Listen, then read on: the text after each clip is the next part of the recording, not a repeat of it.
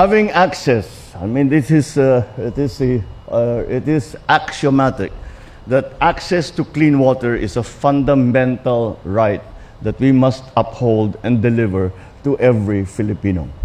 So today we take a step towards fulfilling that responsibility as we inaugurate the Aglipay Sewage Treatment Plant, a facility designed to improve the water quality of Metro Manila waterways.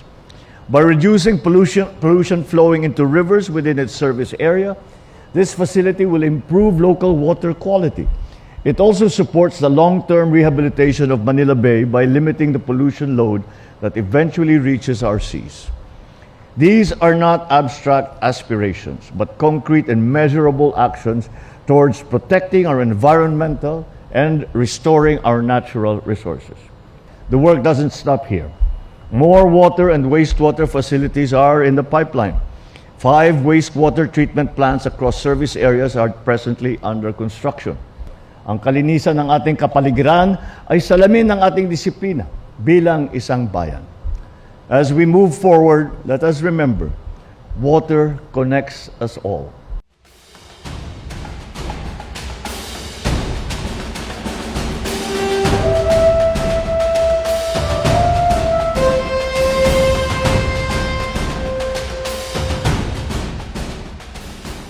Actually, this project is about Aglipay Sewage Treatment Plant. Alam niyo po yung ating ginagamit na tubig galing sa ating mga banyo, sa lahat ng ating paliligo at even sa kitchen. Yan po ay nililinis natin dito bago natin i-discharge doon sa ating river. Kaya napakahalaga sa amin, sa NWSS at sa Manila Water, yung aming East Zone concessionaire, na makatulong tayo sa paglinis ng Pasig River.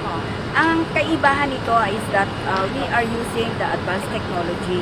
Now, we have MBBR. So, we are using biofilm to eliminate all the nutrients, the pollutants. And makakatulong to para malinis natin yung mga charge nating water sa bawat establishmento at saka mga residential natin. So, meron tayong programa at ang ating dalawang concessionaires, Manila Water and Maynilad, ay tinatakda ng batas na by 2037, 100% covered sila ng ang ating mga residente. Ang ating populasyon sa NWSS service area, 100% ng combination ng sewage treatment plant at saka sanitation. Kami po ay nagpapasalamat talaga sa mahal na Pangulo sa pagsuporta sa mga proyekto ng NWSS.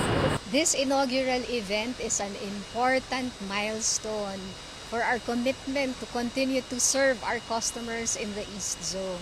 It forms part of our bigger master plan to protect both public health and the environment. In this 29th STP of Manila Water in Aglipay, the wastewater of communities from Mandaluyong, San Juan, and Quezon City will be treated so that before discharge into the Pasig River, they will be clean, they will be compliant to effluent standards. And in this way, we hope that we are serving the Filipinos well. Thank you, Mr. President, for making this event extra special with your presence. We hope that we will see you again as we push forward in serving the Filipinos.